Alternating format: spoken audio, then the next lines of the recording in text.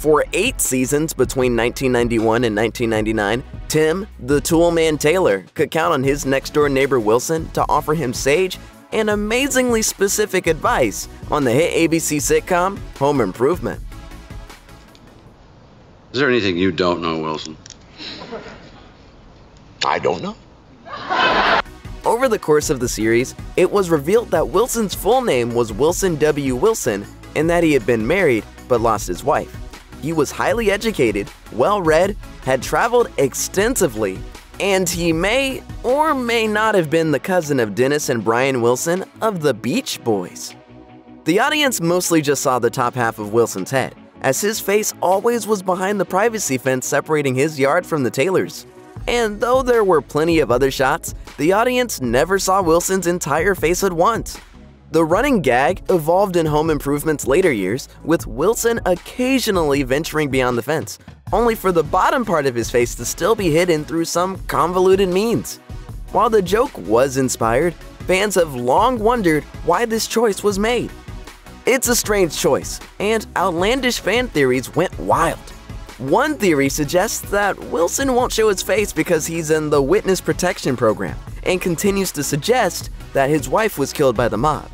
Another bizarre and kind of gross theory supposes that we never see Wilson's face because he's the biological father of one of Tim's children, and Wilson doesn't want the kids to notice that they kinda look like him. The real answer about Wilson's hidden face is surprisingly simple. As a child, Tim Allen would hold regular conversations with his next-door neighbor through a fence. Since Allen was only a small kid at the time, all he could ever see was the top of his neighbor's head. This made a pretty strong impression on the young Allen, and went on to be the inspiration that would one day hand an amazing character actor his signature role. As for actor Earl Hinman, his full face can be witnessed in a number of great performances throughout his career. Before his passing in 2003, Earl Hinman was featured prominently in a number of films and TV shows throughout the 70s and 80s. He's likely best known to viewers from that era as Lieutenant Bob Reed on the ABC soap opera Ryan's Hope, in which he appeared in over 500 episodes across 13 seasons. On film, Hinman's exploits were even more thrilling. In the Western Silverado, Hinman played JT opposite Patricia Gall as Kate.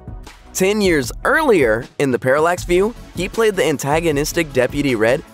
Arguably, his greatest turn can be seen in the critically acclaimed 1974 crime thriller The Taking of Pelham 123, in which Hinman stars as the dastardly and enigmatic train hijacker Mr. Brown.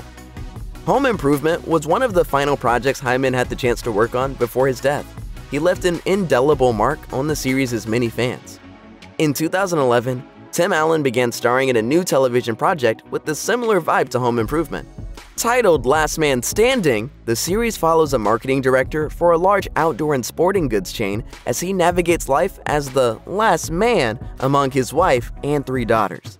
The series ran for 9 seasons, and in its final season, Allen bent the boundaries of his universe to pay tribute to Earl Hinman's Wilson.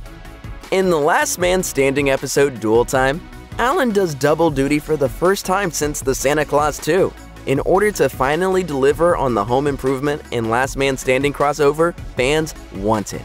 As Allen's Tim Taylor opens up to Allen's Mike Baxter, a serendipitous facial cover divider reminds the former of his friend and neighbor Wilson, whom Tim confirms passed away in the years since Home Improvement's end. I always find it easier to open up when I'm just talking to the top half of another man's face.